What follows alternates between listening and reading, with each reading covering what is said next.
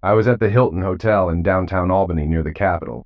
It was 9 p.m. on a Thursday, and I was there not as a guest but to find my wife.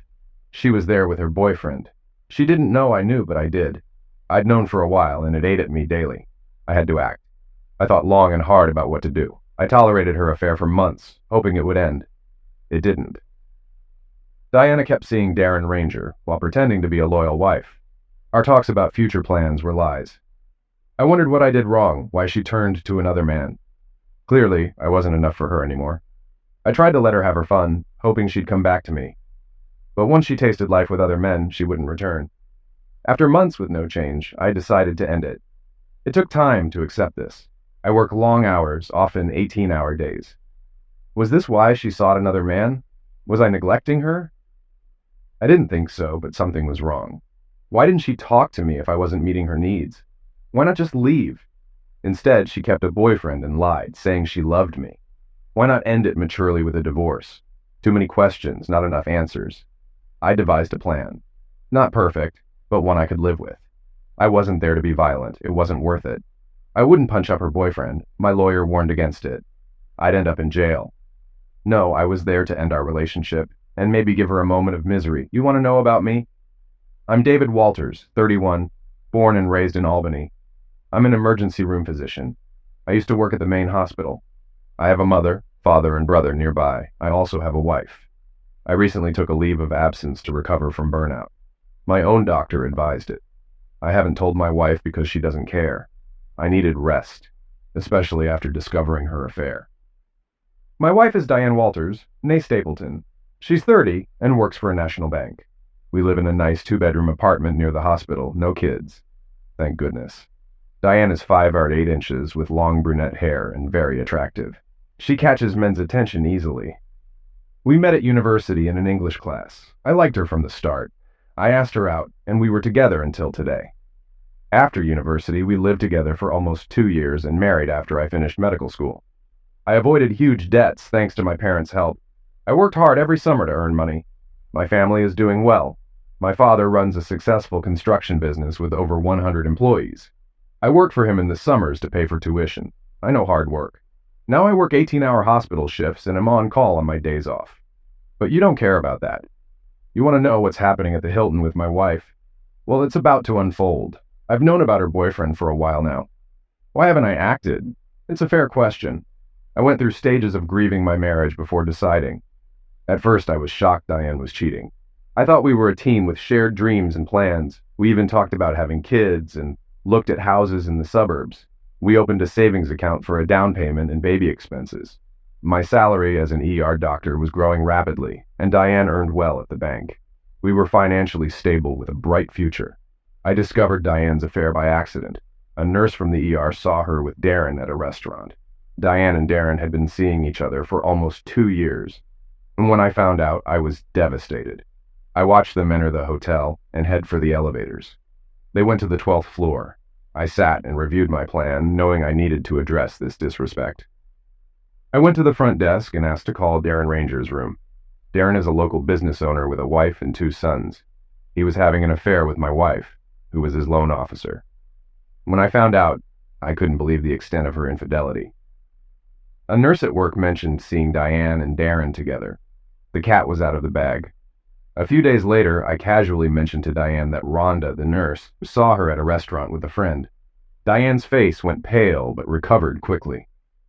The following week, I talked to my father about what to do. He was shocked and disappointed.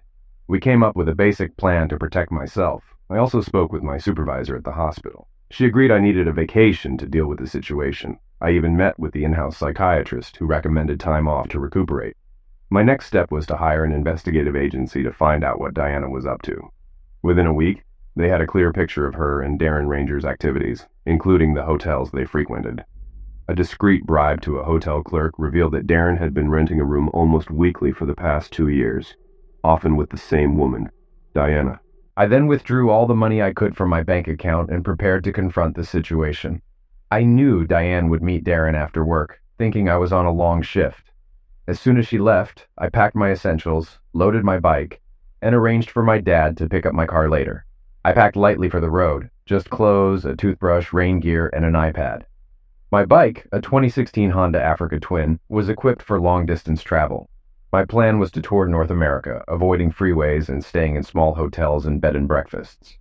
I mapped out a route through New England, Canada, and across the US, hoping this journey would help me move on. Before leaving, I had to deal with Diane and her affair. I approached the hotel desk and asked to speak to Darren Ranger. The clerk called his room and I took the phone.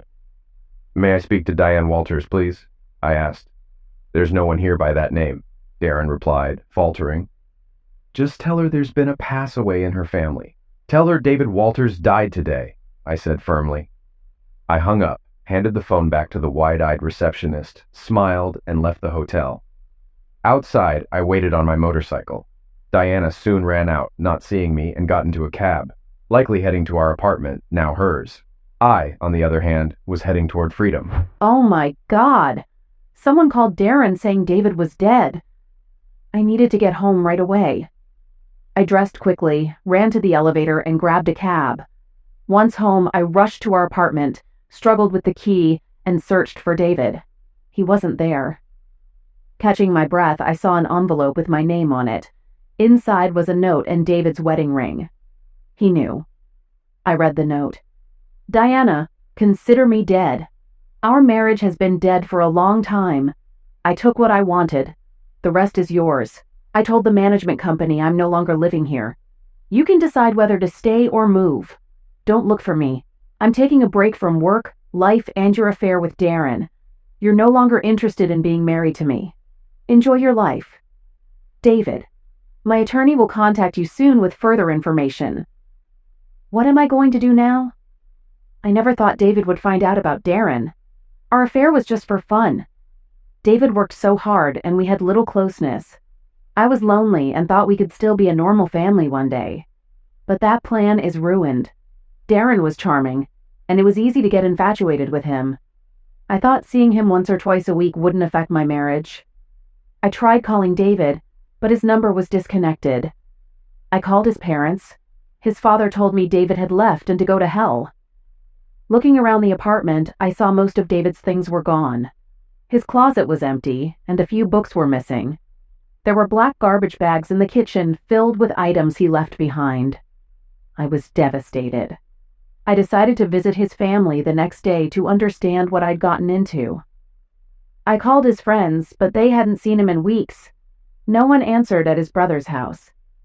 Frustrated, I poured a glass of wine and sat at the table, staring at the note and wedding ring. I knew I had screwed up big time, and that fixing this would be painful. That first night, I didn't travel far. Around 10 p.m., I saw my wife run out of the Hilton Hotel and into a cab. She thought I was working in the ER and would be there until tomorrow, giving her plenty of time with her boyfriend before coming home. I started my bike, an Africa Twin with a 6-speed automatic transmission, perfect for long rides with minimal fatigue. I'm always careful when I ride, staying aware of my surroundings. I've seen too many accidents in the ER caused by reckless riding. I've witnessed kids homicided or crippled because of their actions on motorcycles. My destination was close by, the Holiday Inn Express east of the river. Exhausted both physically and mentally, I checked in, eager for a meal, a hot shower, and a good night's sleep. This hotel marked the end of my marriage and the start of my new adventure. How fitting and ironic. I left the apartment early and drove to David's parents' house. Seeing David's car in front of the garage, I hoped he was there. Miriam, his mother, answered the door, saw me, and immediately slammed it shut. I rang the doorbell repeatedly until John, David's father, answered. "What the hell do you want?" he demanded. "Please, John, I need to talk to David. Just ask him to come out," I pleaded. "You're too late. He left Albany last night. I don't know where he is, and even if I did, I wouldn't tell you." "John, I need to explain everything to him. We can work through this," I insisted. "You've had an affair and expect him to forgive you? Get off my doorstep," he said, slamming the door. I sat on the step, unsure what to do. I rang the doorbell again and begged John to tell David to call me, but he closed the door without another word. Returning to the apartment, I found a letter from David's attorney. It stated I had been dropped from his health insurance, our financial assets were divided, and his life insurance beneficiaries were now his parents. The letter advised any correspondence to David should go through his attorney. Under New York law, I could sue for divorce after a year of abandonment. Realizing my marriage was over, I spent the weekend trying to contact David's family, friends, and co-workers, even going to the hospital. An ER nurse, Rhonda, said she had seen me with Darren and told David everything. She offered me a drink and shared what little she knew about Darren. She mentioned that everyone knew David wouldn't return to work for a while. I left, knowing I had ruined my marriage and had to face the consequences. Newfoundland is a stunning province with beautiful scenery and friendly people. I spent over a week exploring the island, enjoying the views, the locals, and the food. On the Avalon Peninsula, I encountered a moose on the road, managing to avoid it. I had been warned about the moose, so I only drove during the day. In Petty Harbor, after visiting Cape Spear, I got a flat tire. 4 people offered to help, which never happens in Albany. The Canadian Auto Club, CABA, sent a truck to take my bike to a repair shop in St. John d'Es. While my bike was being fixed, I stayed at a small hotel in the city, which was a great place to rest, do laundry, and recharge. The hotel was clean and had a small bar and restaurant. At the repair shop, I met Emma Fisher, a German woman traveling across the country on a motorcycle, heading to Morocco. We talked about our travels and agreed to have dinner at a restaurant called the Salty Cod. We had a great time, and the next morning, I woke up with her beside me. She was stunning, and I felt amazing for the first time in a long while. We spent the next day together, discussing our travel plans. Emma had already traveled 40,000 miles and planned to drive around the coast of Africa. Her journey seemed more exciting than mine. I even called my parents to discuss changing my plans to go to Africa. They supported my decision, saying I should do what makes me happy. When I was a kid, my father used to say that fathers are where their children's dreams go to die. I didn't understand it until I grew up and realized it was a humorous, yet sadly realistic saying. I have an older brother, Paul, who works with our dad in a construction company. He's married with 3 kids, and his wife, Marcy, stays home to raise them. My parents adore her, and their children are spoiled by their grandparents. But I digress. Let's get back to my plan. The next night, I asked Emma if she wanted company on her journey through Africa. I didn't know if she had a partner, but decided to ask anyway. She smiled and said, "Are you saying you want to come to Africa?" I replied, "Yes. I think Africa might be more interesting than traveling North America. It's out of my comfort zone, but I need a challenge and distance from my old life." Emma pointed out the immediate problem of getting my motorcycle to Africa. I called the store, and after some quick arrangements, they confirmed they could ship my bike the next morning if I signed the paperwork immediately. The logistics were simple but required money. 2 days later, I flew from St. John's to Toronto with Emma, then to Paris, Lisbon, and finally Casablanca. When David expressed interest in joining me on the African leg of my trip, I wanted to learn more about him. I called a friend in Berlin whose husband works for the German police. She asked him to check on David Walters from Albany, New York. She quickly confirmed that David was legitimate. He worked as an ER physician at Albany General Hospital and was on sabbatical for 3 to 6 months. He came from a prominent Albany family and was recently divorced after his wife had an affair. He graduated at the top of his medical school class and had no children. I even received a picture of him to confirm it was the same David Walters. Knowing this, I felt good about traveling with David. Having a doctor along was reassuring in case of any medical issues.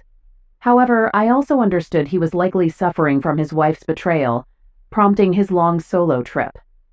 I had ended a relationship myself after discovering my partner's infidelity, so I empathized with him. Traveling alone has its perks, like going wherever and whenever you want, but it can be lonely. I've been on this journey for months and covered over 30,000 miles. I plan to write a book about my experiences as a solo female motorcycle traveler, complete with photos, videos, and a detailed diary. A friend suggested I share some videos online, perhaps on YouTube. David has a lot to learn about long-distance motorcycle travel, starting with proper gear. I called a motorcycle store in Casablanca that has most of what he needs and knows other suppliers for the rest. It will be interesting to travel with Dr. David. I hope to be a good guide. David's parents have made it clear they want nothing to do with me. They refuse to talk or tell me where David is. It's becoming obvious that our marriage is over, but I'm unsure if I should file for divorce first. What if he comes back wanting to repair our marriage? Could he trust me again?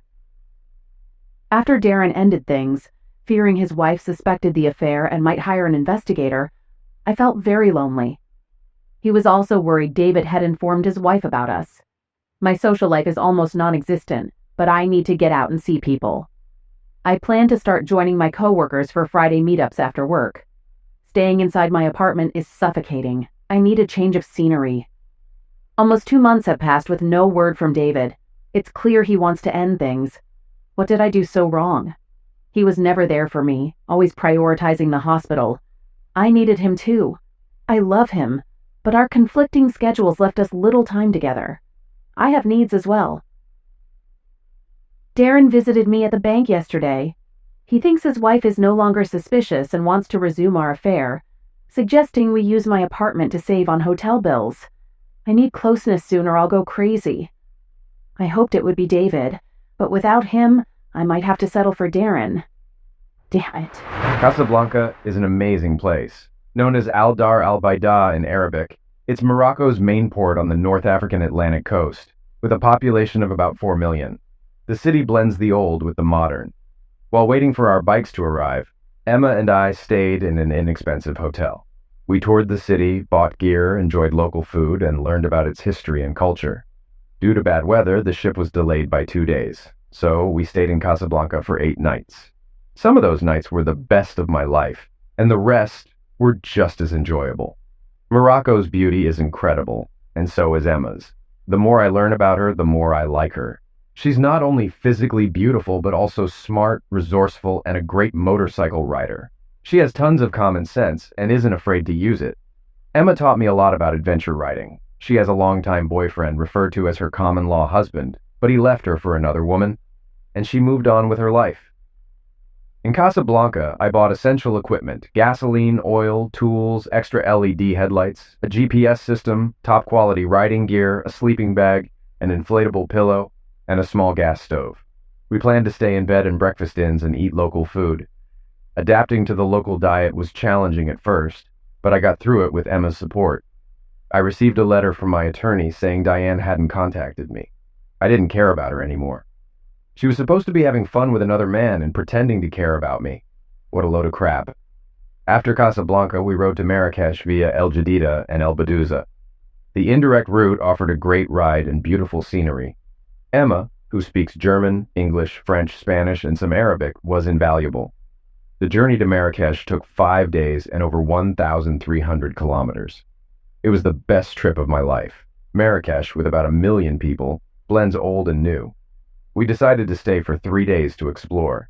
We found an inexpensive hotel with secure parking for our bikes, including Emma's well-equipped BMW F800 GS. My Africa twin performed well, and we enjoyed every moment of our adventure. Africa is unlike anything I grew up with. The culture, language, terrain, food, and weather are all different, yet it feels similar to home. People here want the same things: to care for their families, have food and shelter, and ensure a better life for their children. They seek peace and security, though not all countries on this continent have stable governments. Morocco, fortunately, is better off than many. Traveling with Emma has been educational. She thrives on adventure and challenges. Meanwhile, I'm learning to face my own fears of new places and environments. I grew up in safe New York, with a stable family and a cozy home. Not everyone has that luxury. My sabbatical has taught me that people everywhere rely on their families and friends and take pride in their homes, no matter how humble. Traveling is a learning experience, opening my eyes in ways I'd never imagined. Emma is a wonderful companion and lover, passionate, caring, and adventurous, yet full of common sense. I'm filled with a lust for Emma, travel, and a new way of life. I don't think I can return to my old lifestyle in Albany. I really enjoy traveling with Dr. David in Africa. He's a pleasure to be around and constantly amazed by the differences between Africa and the U.S. He has always worked hard to do the right things: university, medical school, family, and marriage. Yet his wife let him down, failing to support him in his profession and their shared choices. I don't know her and don't aim to take her husband, but it seems she did a good job of leaving him on her own. Though we've only been together a few weeks, I can tell that if things continue as they are, it will be hard to part ways when he returns to work. I have a plan to complete my adventure and write a guidebook for women who want to travel the world on a motorcycle. I committed to this project before starting my journey and want to see it through. I doubt it will be very profitable, but I enjoy it and believe I'm good at it. We are traveling from Marrakesh to Lyon, about 900 kilometers, mostly along the coast. The vast, dusty landscape is breathtaking. As a novice, I have to respect the environment and stay alert. My American passport isn't as recognized here as an EU one. Border guards often wonder why an American is riding a motorcycle in such remote areas. One customs officer asked why I left America. I pointed to Emma, and he laughed, understanding immediately. On our way to Lyon, we camped for 2 nights, far from the road to avoid thieves. The first night I hardly slept, but fatigue helped me rest better the second night. Morning coffee and ablutions made me feel much better. Gasoline, water, and food are our priorities, so we never pass a place to refuel and restock. We always pay cash to avoid drawing attention. West Africa can be as dangerous as some parts of the U.S., so we stay aware of our surroundings. Expensive motorcycles make us targets, and while my gear protects me from falls, it's no match for weapons. I've seen too many pistol injuries in the ER. The journey through Western Sahara and Mauritania was unlike anything I've ever experienced. Dry, dusty, brutal, and beautiful. We communicated via Bluetooth helmets, with Emma sharing fascinating insights about the region.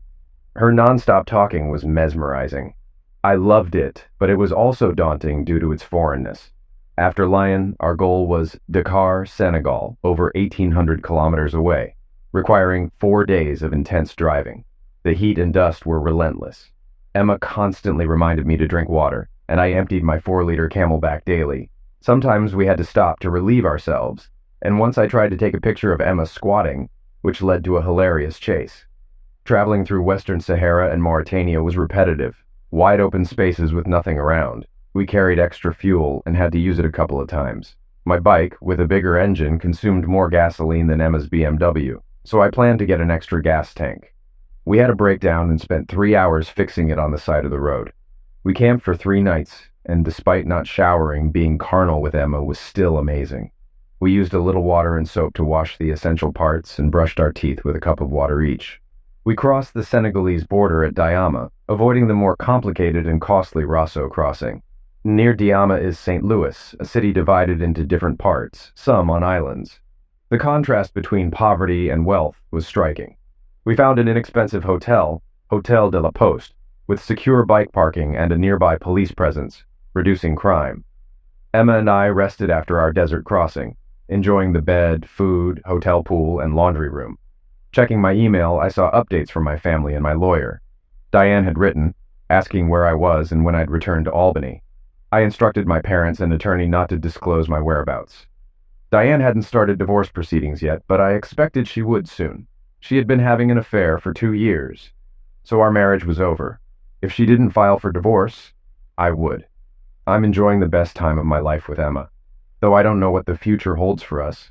Meeting her was a wonderful accident. After 2 wonderful days at the hotel in St. Louis, we set out for Dakar, about 300 kilometers away. Our plans quickly changed when we encountered an overturned bus. A family on a scooter with a propane tank had hit a pothole, causing the bus to swerve and crash. David immediately ran to help the injured family, finding the father pinned under the bus, the children bleeding, and the mother unconscious with the propane tank underneath her. David focused on the mother, while I helped with the children and others checked on the father. We used our first aid kits, but the father needed more help than we could provide. The police arrived but did little besides directing traffic. Finally, 2 ambulances arrived and the family was taken to the hospital. David and I sat by the road drinking water, while he checked on the bus passengers. A police officer asked David why he was helping, and learning he was a doctor, asked him to accompany them to the hospital to describe the family's injuries. We followed the police to a modest hospital where David stitched up the children's cuts. Despite its outdated appearance, the hospital was clean. David instructed me on how to assist him, and we worked for hours. His skills and calm under pressure were impressive. We stayed another 3 days in St. Louis, with David working over 30 hours straight at the hospital. Word spread about the visiting doctor, bringing many patients. I returned to the hotel to rest and clean up. When we finally left, we felt a bit sad knowing the people there wouldn't have regular medical help again. Our return south brought new adventures, with a planned stop in Dakar, the capital of Senegal, home to about 4 million people. The city's contrast struck me. Wealthy areas alongside rampant poverty. Expensive Mercedes and shabby scooters shared the streets without much hostility. People were focused on survival just like anywhere else. My experiences had opened my eyes, perhaps thanks to Diane's infidelity, which pushed me to see a new world. Every day, I was understanding Emma better. As a treat, I insisted we stay at a beach hotel, splitting the cost as usual. I sensed Emma's finances were tight, so I covered the cost this time, needing a vacation after St. Louis. We enjoyed 3 wonderful days as tourists, relaxing on the beach. Emma said traveling with me made her happy, and I told her she was giving me a new life. Reality hit when I checked my email. The chief administrator at Albany General Hospital wrote, "David, we hope you enjoyed your leave and are ready to return. We agreed on 3 months with a possible extension to 6, but you must return by the 1st of next month due to a coworker's illness. The emergency room needs you back. Please call me when you get this. We really need you." Well, crap. All good things come to an end. I decided to ignore the email for a few days and continue the trip. So that's what I did. The journey south was going to be tough and more dangerous, especially since David had to return to the US for work. We discussed me going back to Germany, but decided to ride further south to Namibia, from Windhoek to Cape Town. We arranged to ship our bikes from Dakar and took a memorable flight to Windhoek on an old plane with young pilots. The weather was windy, but we were glad to land and see our bikes. The trip to Cape Town took 5 days. Knowing our time together was ending, we made the most of it. The lovemaking with David was fantastic, and I fell in love with him. However, I needed to return to work, start writing my book, and edit hours of video. The publisher was eager for progress, and funds were running low. David and I flew to Frankfurt together, then parted ways. He flew to JFK in New York, and I took a train to Berlin. On our last day, we returned our bikes, mine to storage and David's to the US. It was a sad day, and David didn't want to go home. At Frankfurt Airport, we were quiet. He kissed me and whispered that he loved me. And I knew this wasn't the last time I'd see him. Back in Albany, I stood in the hotel lobby when my brother Paul called out to me. It was my second day back in the US. "Dave, you look good. Where have you been?" "Overseas. What's going on with Diane?" "It's a long story." Paul invited me to dinner, and I agreed. It was time to get back to life at home. We chatted, and then I headed to the hospital to see my boss. Paul called Marcy to tell her I was coming for dinner. On my way, I passed the building where Diane worked. Dr. Johnson, the hospital administrator, was happy to see me and mentioned a letter from the Senegalese government thanking me for my help in St. Louis. I explained the story about the family on the scooter, and she found it strange but appreciated my effort. The ambulance chief briefed me and put me on the schedule for 12-hour shifts starting tomorrow. Tonight, I would visit my brother, eat, play with his kids, and maybe have a few beers. I knew there would be many questions, and I was ready. Marcy hugged me tightly as I walked in. "David, how are you? We've all missed you." "I'm fine, thanks," I replied. After giving the kids some small gifts, they went off to play. Marcy then cut to the chase. "What happened between you and Diane? Why did you leave?" "Good to see you too, Marcy. A beer would be great if you have one," I said. Paul, signaling that he'd expected this, fetched 3 beers from the kitchen. Under their expectant gazes, I began, "So, you want to know what's going on with me? What did Mom and Dad tell you?"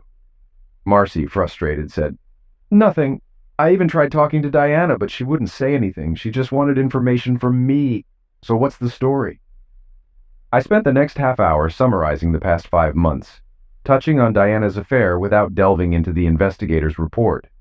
Over dinner and more beer, I shared stories about my travels and about Emma, who was now back in Berlin while I was back in Albany. I told them I was looking for a place to stay until I sorted out my divorce and future plans. The trip with Emma had opened my eyes, and I couldn't return to pretending to be happy at the hospital. Returning to Albany reminded me of my failed marriage and how easily Diane had left me. I didn't voice this to Paul and Marcy, but thinking about Diane made me feel weak. She had deceived me for so long. I resolved never to let that happen again. I realized there are many good women in the world, honest women with integrity who would communicate openly rather than betray. If Diane didn't want to be married, why didn't she just say so? We could have divorced and moved on, but she chose to lie. I took an Uber back to the hotel and got a good night's sleep. Tomorrow, I needed to find a place to live. A colleague informed me that David was back in town.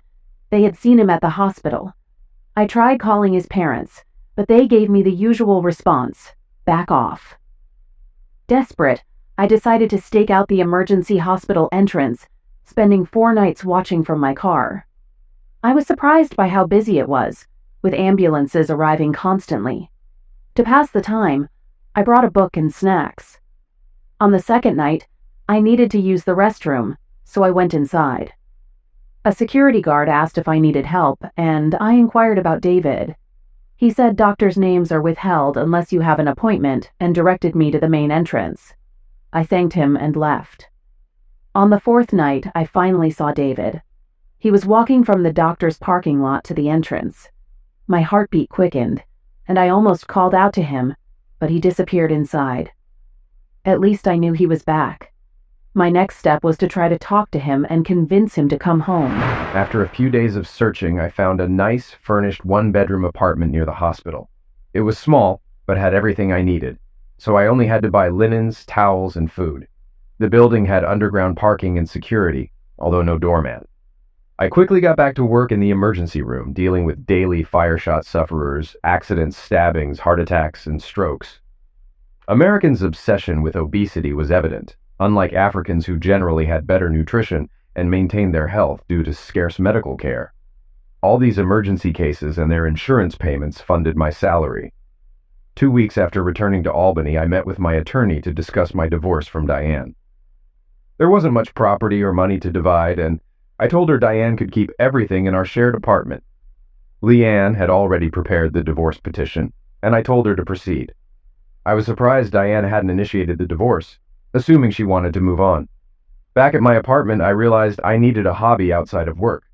My motorcycle wouldn't arrive for a few months, so I decided to look for another one. After researching online, I visited 2 local KTM stores and settled on the 890 Adventure R. I added accessories for long-distance riding, making it suitable for both paved and dirt roads.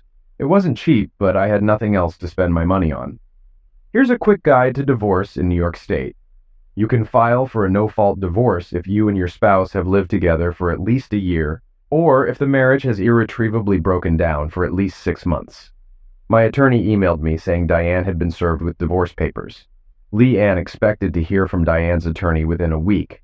If Diane stalls, Leanne would file a petition with the court, and it would be granted after a year. Diane's prolonged affair counts as an irretrievable breakdown of the marriage. If she objects, the lack of living together for the last 6 months means we would need to live apart for another 6 months to meet the requirements. Either way, the divorce would be final in about 6 months. Simple and easy. Then my doorbell rang. I arrived home to find a man in a suit standing outside. As I approached, he checked his phone and asked, "Diane Walters?" "Yes, who are you?" I replied. He handed me a large envelope. "You have been served." Before I could react, he took a picture of me holding the envelope and quickly walked to his car. Crap, I muttered to myself. I knew this was coming. I did something I probably shouldn't have. I followed David after his shift 2 days ago to find out where he lived, just a few blocks from our old apartment. Knowing his location, I took a few days to gather the courage to approach him. I dressed in an outfit he liked: skinny jeans, high heels, and a white sleeveless blouse with my hair in a ponytail. I bought his favorite IPA beer and a bottle of California Chardonnay for myself. Taking a deep breath, I pressed the call button for his apartment. After a few rings, he answered. "Hi, David. Is that you?" I asked. "Who's this?" he responded. "It's me, Diane, your wife." Silence. "Can I come up?" I pleaded. More silence. "I'd like to talk to you." After what felt like an eternity, the buzzer sounded, and I entered. I took the elevator to his floor and with unsteady legs knocked on his door. I wasn't surprised when the intercom buzzed. There are always people coming to apartments, whether selling cookies, salvation, or votes. But this was unexpected. I let her in when I heard the knock on the door. Taking a deep breath, I gathered my thoughts. In the few moments between her call and the knock, 100 questions and feelings ran through my head. I reminded myself that I had moved on, and was in a better place now than 6 months ago. I opened the door, and there she was, looking tired but good. The woman who was still my wife. I invited her in. "Hi, Diane. What brings you here tonight?" I asked. "Hi, David. I wanted to talk to you. You've been hard to reach and even harder to find." I walked to the kitchen and saw she had a bottle of wine. I got her a wine glass and set it on the counter. She handed me the bottle, and I noticed it had a screw cap, so I poured her some. She pulled out a can of IPA beer and offered it to me, but I declined. "I'm on hospital duty tonight." I grabbed a glass of Diet Coke and pointed to the table for us to sit down. I decided it was better to have this conversation at the table rather than pretending it was a casual chat in the living room. Now was as good a time as any to finalize our marriage, sign the papers, and let our lawyers handle the rest. That crazy woman tried to kiss me on her way out of my apartment. I want nothing to do with her now. She wants us to act like nothing happened and be a couple again, even have kids. She's not right in the head. That's not going to happen. The only thing left for me is for my lawyer to file for divorce so I can move on with my life. I took a long hot shower to wash the stink off me, and then I had a beer. David got straight to the point without any pleasantries. He looked more serious than I'd ever seen him. My stomach knotted as I started. "You scared the hell out of me when you called the hotel and had Darren tell me you were dead. He didn't recognize your voice. I was shocked when I got home and found your note and wedding ring." I placed his gold wedding ring on the table. He just stared at it, not touching it. "I tried talking to your family, but none of them wanted to speak to me. Your father repeatedly told me to go to hell. I guess I deserved it. Ever since you left, I've been in some kind of hell," I said. David replied quickly. "What did you expect me to do? I found out you were having fun with Darren for a while now, and you thought I wouldn't do anything about it. What kind of idiot do you take me for? Never mind. I know what kind of idiot you think I am." "It wasn't like that," I protested. "How the hell was it?" he demanded. "I was lonely. You were always at the hospital, never home. And when you were exhausted and never had time for me," I explained. "So it was okay to have fun with another man, ignore our marriage. Why couldn't you at least talk to me and say you wanted to end it? Why deceive me for so long?" David stared at the table, refusing to look at me. He took a drink and then asked, "Did you sign the divorce papers?" "No, I don't want a divorce. I want us to be a family again. I am still your wife and want to be your wife and the mother of your children," I said. David laughed. "You've got to be kidding. Are you completely delusional?" "No, I still love you very much. I want us to be together again," I insisted. "Jesus, you're delusional. I'm not going to be your husband a day longer than I have to be. My lawyer is ready to file the divorce without you. Our marriage is irretrievably broken thanks to you. It's over. You started this by cheating and I'm just finishing it," he said. "What does it take to get over a divorce and become a couple again?" I pleaded. "I don't want to be married to you, Diane. You broke us. We're going our separate ways. I've had an amazing experience since leaving Albany, and I'm not going back to my old life," he said firmly. "David, we can be good together. I know it," I argued. "No, we can't. You enjoy spreading your legs too much for other men. This water is poisoned. It's over. You can go back to doing what you like," David said, standing up. I finished my wine, stood up and moved toward him to kiss him, hoping he'd remember what it felt like to be with me. I took his hand, pulled him to me, and kissed him on the lips. He pulled away after a second.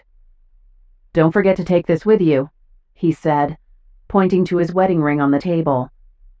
I took it, put it in my bag, and left his apartment. That's when I realized we were done. David was over. He and I would never have a life together. I loved him and had cast him aside for something not worth the price. Darren wasn't a prize. He got what he wanted, and it cost me a husband I didn't want to lose. I was so stupid. I deserved what I got. I need to sign the papers and let him go. I've been very busy in Berlin, editing hundreds of hours of video and adding context. The dubbing has been challenging since I'm doing it in both English and German. Closed captioning is fun, but a lot of work.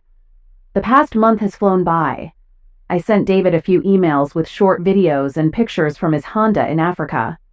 He looks good in the videos, even in the one where he threw his motorcycle. We both laughed a lot.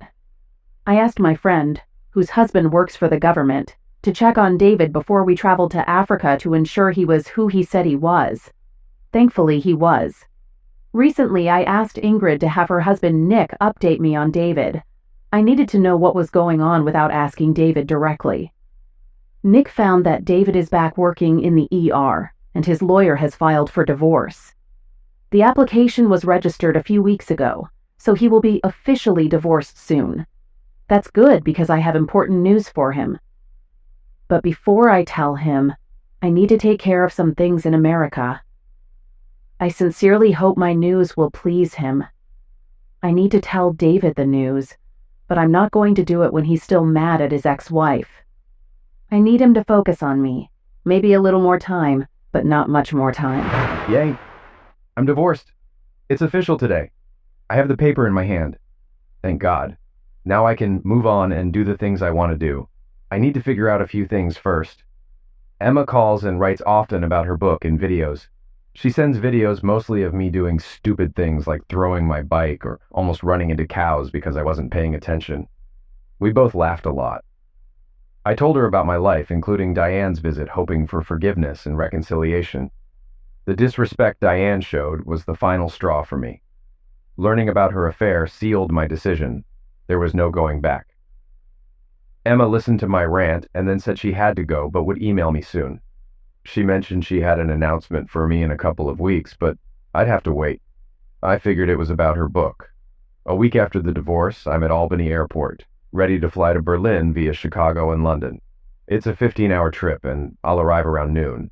I need to see Emma. It's been almost 2 months. I need to know if there's anything left between us. If not, I'll figure out my next steps, possibly with Doctors Without Borders. I landed in Berlin, went through customs, picked up my bag, and took a cab to the Parkview Hotel in Alexanderplatz. After checking in, showering, and eating, I set out to find Emma's office. Using Google Maps, I walked to her building, arriving around 4 p.m. If she didn't want to see me, I'd play tourist until my flight home. Surprisingly, her office was only a 15-minute walk away. I found her company's office in the lobby directory and took the elevator up. At the reception, a young woman greeted me in German. I asked to see Emma Fisher. She looked surprised, made a call, and said Emma or someone else would be there shortly. She gestured to some leather chairs for me to wait. While I waited, she made another call, speaking quietly and quickly in German, and glanced at me several times. A few women passing by also looked me over. I felt scrutinized. Finally, another attractive woman approached me. Dr. Walters. Yes. Follow me, please. I realized I had introduced myself as David Walters, not Dr. Walters. They knew more about me than I thought. We walked through sleek glass and steel offices, and many women glanced my way. I discreetly checked my fly. It was zipped. I wondered if there had been an announcement about a strange American in the halls. After what felt like a long walk, I saw Emma coming around the corner, smiling. She ran to me, hugged me tightly, and kissed me on the lips. People were watching. My goodness, David. When did you get to Berlin? She asked. A few hours ago. I went to the hotel to clean up before coming here. I didn't want to look like a vagrant and risk getting thrown out by security, I replied. Emma took my hand and we headed to her editing room. She wanted to show me her work on the videos from our travels. Emma was dressed in a long black skirt and a white blouse, quite different from the motorcycle gear I was used to. She looked beautiful, but my best memories were of her undressed. I decided to go with the flow and see how things went. Over the next few hours, we talked about her book and videos. Some would be on YouTube, and most would be on the publisher's website with a subscription. Do you have time to have dinner with me? I'd like to know what's going on with you beyond your book, and I have some things to share about my life, I said. How long can you stay? she asked. I can stay for a few days. My return flight is in 3 days, but I can change it if needed. What do you have in mind?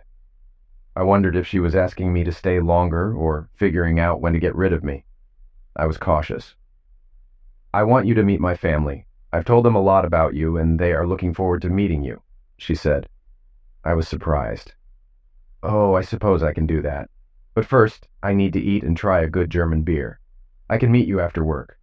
No, you won't. I'm leaving with you now. It's been months since I've seen you, and I have important news. After your news, she insisted. As we walked out, people turned to watch us. On the way back to my hotel, I asked where she lived. She said she had an apartment nearby. I briefly wondered if she had a husband. The last thing I wanted was to be the other man. Traveling in Africa made it easy to hide such things, but reality hits fast at home. I realized I didn't know as much about Emma as I needed to. In my hotel room, Emma and I immediately started kissing passionately. Our clothes came off quickly, and we were undressed on the bed. I reacquainted myself with her touch, realizing how much I had missed her. After the nightmare of my marriage, being with Emma made me feel human again. I didn't want it to end. It was almost 9 o'clock when we got up to shower and eat. We stayed at the hotel's restaurant, which had good food and beer. Emma ordered a Diet Coke, which was odd since she usually likes beer. Why does your family want to meet me? I asked. I told them about you and our travels in Africa. They're eager to meet you since you're from the U.S. My parents have visited my aunt in Florida several times. She lives near Tampa part of the year where it's nice, especially for her arthritis, Emma laughed. We can visit my parents tomorrow if you want. It's a 6-hour train ride. Where do they live? I asked. In Ulm, in the south. My dad worked as an engineer at Volkswagen, developing production systems. My mom is an accountant, but both are retired now. I'll call them and let them know we're visiting. I decided to go with the flow. Emma then asked, So, you're now officially a free man? I smiled broadly. Yes, and I have the paperwork to prove it. I pulled out the divorce papers. Emma examined them. Congratulations. How does it feel? Good.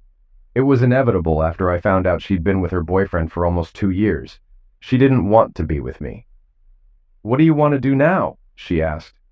Her questions had a definite motive. She was taking me to meet her family, and I was being evaluated. I'm not sure how much longer I want to stay in Albany. The hospital will pay me well, but there's too much history. I need to explore more of the world. You've given me the travel bug, I said with a grin. Emma smiled back. We spent the night in my hotel room, and the next morning we went to Emma's apartment so she could pack. After a few phone calls, we took a cab to the train station. I liked European trains. They run on time and have less paranoid security than airports. We found our seats and settled in. When we arrived in Ulm, we were met by a couple in their 60s. Emma looked a lot like her mother, with the same eyes and hair. But she had her father's smile. We found her father's Passat station wagon and drove to their house. Their house was old but in excellent condition, with modern appliances. I complimented her father, Carl, saying my dad, a builder, would have approved of the work he'd done. Carl seemed pleased. I was offered a beer, and Emma got drinks for everyone. We sat down and they immediately asked, So, you're American. Where in America? Albany, New York, north of New York City, about 2.5 hours away, I replied. Emma returned with the drinks, beer for Carl and me, red wine for her mother, and ice water for herself. We sat in the living room, and as the silence grew uncomfortable under her parents' intense gazes, I started a conversation. The best way to engage people is to ask about themselves. Carl quickly began talking about Volkswagen and his work. Emma's mother, Maria, was more modest. She had worked for a large accounting firm for many years, mainly in auditing. She retired when Carl did, and they planned to travel, especially to warmer places. They wanted to buy a vacation home in Spain or Greece, somewhere warm in winter. In Germany, it's too cold for them, and they deserve a break from the cold. They have friends who do the same, so they plan to find a place nearby. My parents bought a big van to see the country and spoil their grandchildren, I said. They expected me to add to the number of grandchildren, but it didn't work out. Meanwhile, dinner was being prepared in the kitchen. Carl talked about German engineering and beer, while Emma watched me closely. Emma got into motorcycling because of me, Carl proudly mentioned. I've owned motorcycles most of my life, and still have a BMW 1200 for long-distance travel, and a smaller bike for local trips. Maria often rides with me on our trips. Tomorrow I'll show you my motorcycles, but tonight, let's enjoy dinner. I felt scrutinized, like in a job interview. I expected to get a separate bedroom from Emma's, but was surprised to find fresh towels for both of us in the same room. When we got into bed, I left my underwear on. "Why are you doing that?" Emma asked, pointing at my boxers. "Because we're at your parents' house, and it doesn't feel right to get undressed here," I replied. She laughed. "They've slept undressed all their lives. Take it off. I want you close to me." I whispered, "How long?" Emma didn't move. "How long?" "Yes, how long?" "How much time for what?" "How many weeks?" "You remember I'm a doctor, right? I know what a pregnant woman looks like. You have a small bump, so maybe 3.5 months?" Oh my God, I connected the dots. "I'm going to be a father." Emma smiled and pulled out a plastic test with 2 blue stripes. "I saw a doctor in Berlin a month ago. I have an ultrasound appointment in a week." I was ready to move on as friends, not lovers, knowing what time and distance do to relationships, but part of me wanted to rekindle our connection. I got off the bed, grabbed something from my bag, and returned. "I brought this just in case," I said, opening a small box and pulling out a ring. "Will you marry me?" Her face lit up. "Yes, yes, yes." I hugged Emma tightly, then remembered others would want to hear the news. I quickly dressed and found her parents in the hallway. "We'll be right out." Emma dressed, and we all went to the living room to share the news. Maria already knew her daughter was pregnant. Mothers always know. Carl wasn't upset to learn his daughter was marrying an American. What can I say? We got married in Berlin with Maria, Carl, a few friends, and some colleagues from the publishing house, about 30 people in total. When I showed up at the office, word spread quickly that the American Emma had talked about was there, and they all wanted to see the doctor who rode a motorcycle. We made several decisions, including moving to Albany to be closer to my family and to give Maria and Carl a place to visit. I negotiated with the hospital for a shorter shift cycle and less pay to spend more time with my pregnant wife. The next few months were hectic. Emma's pregnancy progressed, and we found a nice 4-bedroom house near my brother's place, perfect for raising children. Marcy and Emma busied themselves with decorating and planning for our expanding family. Emma Maria Fisher Walters gave birth to beautiful twin girls, each weighing almost 6 pounds. Our lives became a whirlwind of feeding, changing diapers, and sleepless nights. Maria and my mom competed fiercely to be the best grandma, while my dad and Carl vied to outdo each other in home renovations. They had grand plans for our house, and I decided to let them run with it. Just when life seemed to have kicked me down, something good came out of it.